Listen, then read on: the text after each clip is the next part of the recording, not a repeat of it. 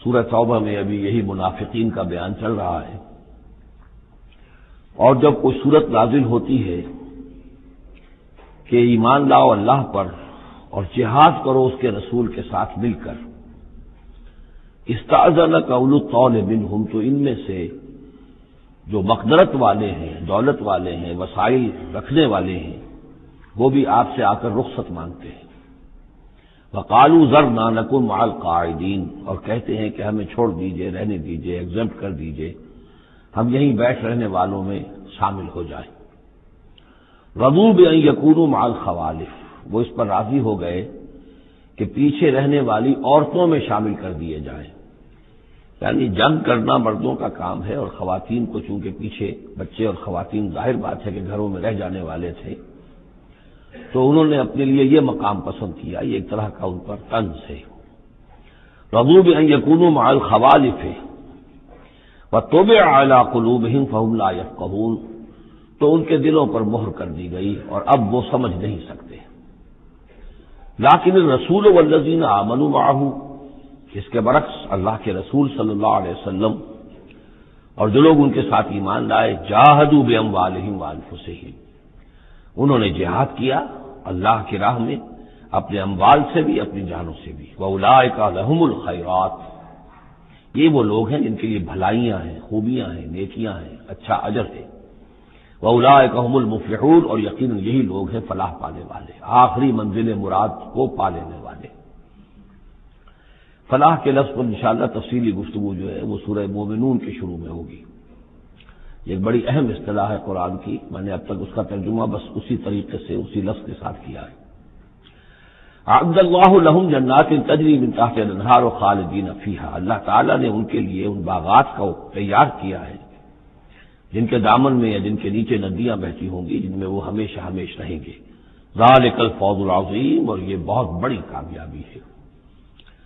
وجاء المعذرون من الاعراب لیؤذن لہم، اور آئے آپ کے پاس بہانے بنانے والے بدو بھی، مدینے کے لوگوں کا تذکرہ ہو رہا تھا، اب ظاہر بات ہے یہ نفیر عام تھی، اعلان عام تھا، تو جو بھی آس پاس تھے، جو دیہات میں رہنے والے مسلمان تھے، ان پر بھی یہ حکم جو ہے عائد تھا، تو ان میں سے بھی لوگ آئے اور رخصت طلب کرنے لگے۔ جاء المعذرون من الاعراب، اعراب اعرابیوں کی جمع ہے، وہ جو لوگ بادیہ نشین بدو، لیؤذن لہم، کہ انہیں بھی اجازت دے دی جائے، انہیں بھی رخصت دے دی جائے۔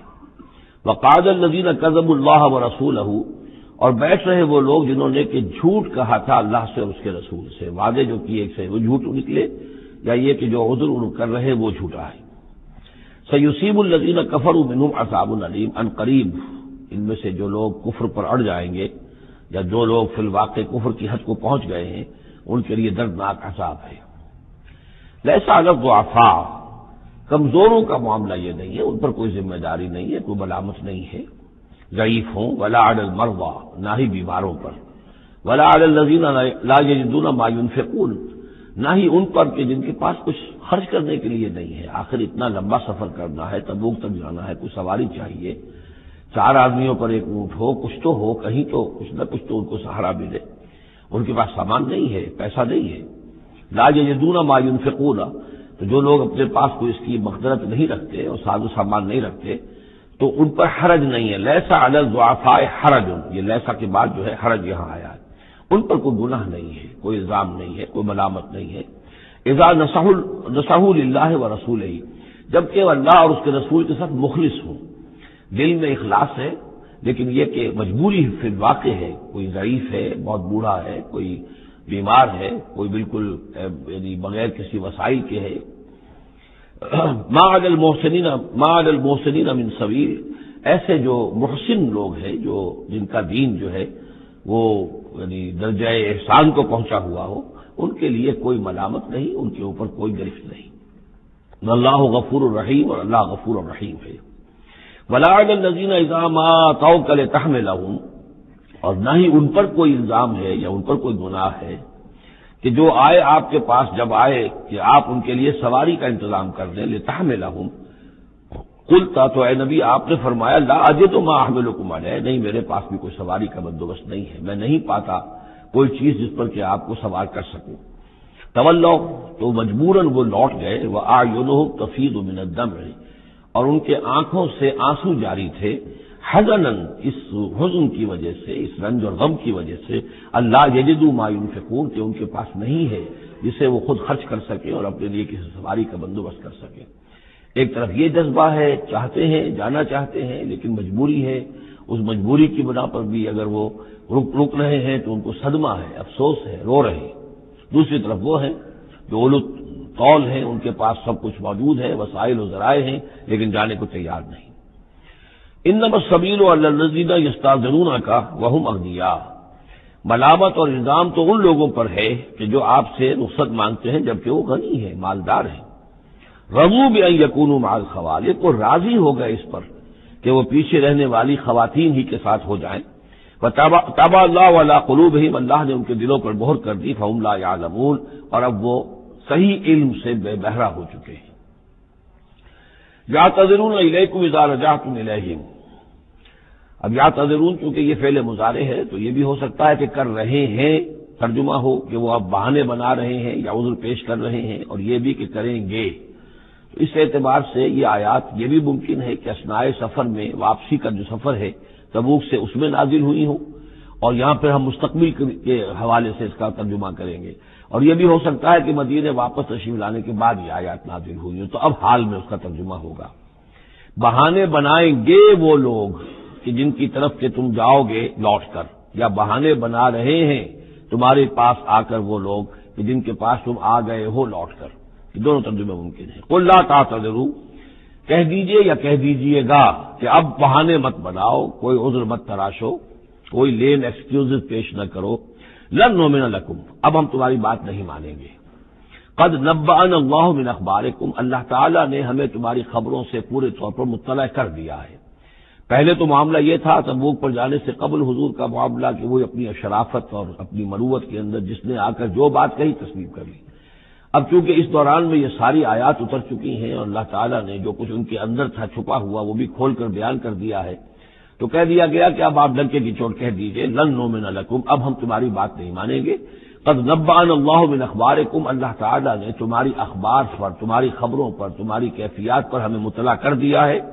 وَسَيَرَ اللَّهُ عَمَلَكُمْ وَرَسُولُهُ، اب عنقریب مستقبل میں اللہ تعالیٰ تمہارے عمل کو دیکھے گا اور اس کا رسول بھی دیکھیں گے صلی اللہ علیہ وسلم، یعنی آئندہ تمہارا کیا ایٹیچیوڈ رہتا ہے۔ ثُمَّ تُرَدُّونَ إِلَىٰ عَالِمِ الْغَيْبِ وَالشَّهَادَةِ، پھر تمہیں لوٹا دیا جائے گا اس ہستی کی طرف جو کھلے اور چھپے کی جاننے والی ہے۔ فَيُنَبِّئُكُم بِمَا كُنتُمْ تَعْمَلُونَ، تو پھر وہ تمہیں جتلا دے گا جو کچھ کہ تم کرتے رہے تھے۔ سَيَحْلِفُونَ بِاللَّهِ لَكُمْ إِذَا انقلبتم، یہ یقیناً قسمیں کھا کھا کر، حلف اٹھا کر اللہ کا کہیں گے جبکہ تم ان کی طرف لوٹ جاؤ گے یا آ گئے ہو، الیہم لتعرضوا عنہم، تاکہ آپ اعراض کریں، تاکہ مسلمانوں ان کو چھوڑ دیں، ان سے کوئی باز پرس نہ کریں، انہیں کوئی سزا نہ دیں، اعراض کریں۔ فاعرضوا عنہم، ٹھیک ہے ان سے اعراض کرو، ان سے آپ توجہ جو ہے پھیر لیجئے۔ انہم رجس، یقیناً یہ لوگ ناپاک ہیں۔ ومأواہم جہنم، اور ان کا ٹھکانہ آگ ہے۔ جزاء بما كانوا یکسبون، بدلہ اس کا جو یہ کمائی انہوں نے کی ہے۔ یحلفون لکم لترضوا عنہم، یہ جو قسمیں کھا رہے ہیں مسلمانوں تمہارے پاس آ کر، اس لیے تاکہ تمہیں راضی کر دیں، تم ان سے راضی ہو جاؤ۔ اس لیے کہ ظاہر بات ہے کہ ایک معاشرہ تھا، مدینے میں رہتے تھے، ان کے بھائی بند تھے، ان کے دوست تھے، احباب تھے، اوس اور خزرج کے اندر رشتہ داریاں تھیں، تو بالکل آؤٹ کاسٹ ہو جانا معاشرے میں،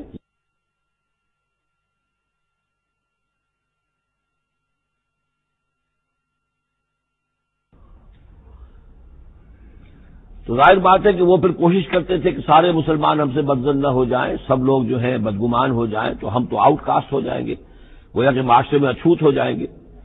تو وہ آ کے لوگوں سے ملاقاتیں کر کر کے پھر ان کو بتاتے تھے کہ نہیں، ہمارا تو یہ عذر تھا، یہ مجبوری تھی، ہماری نیتوں پر شک نہ کرو۔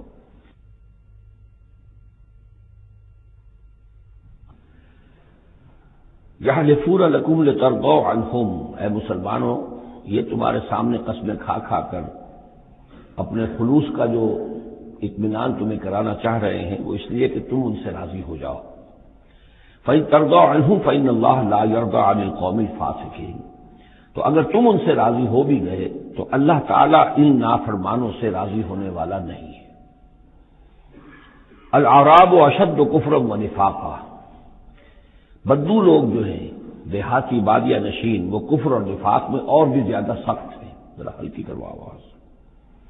وَأَجْدَرُ أَنْ لَا يَعْلَمُوا حُدُودَ مَا أَنزَلَ اللَّهُ عَلَيْهِ عَلَى رَسُولِهِ، اور زیادہ لائق ہیں اس کے کہ ناواقف ہوں اس چیز کی حدود سے اور اس چیز کی تفاصیل سے کہ جو اللہ تعالیٰ نے اپنے رسول پر نازل فرمائی. یعنی مدینے والے تو پھر بھی حضور کی صحبت سے فیضیاب ہوتے ہیں، مختلف مواقع پر انہیں تعلیم کا سلسلہ حاصل ہے، جمعے کے خطبے ہوتے ہیں، حضور کا نصیحت کا معاملہ چلتا رہتا ہے. تو ظاہر بات ہے کہ جو لوگ ان چیزوں سے بھی محروم ہیں، بادیہ نشین ہیں، شاذ کبھی کوئی آیا مدینے میں تو حضور سے کی صحبت سے فیضیاب ہو گیا، لہذا فطری طور پر، معقول اور منطقی طور پر کفر اور شرک، کفر اور نفاق ان میں جو ہے وہ شدید تر ہے. واللہ علیم الحکیم، اور اللہ تعالیٰ سب کچھ جاننے والا اور کمال حکمت والا ہے.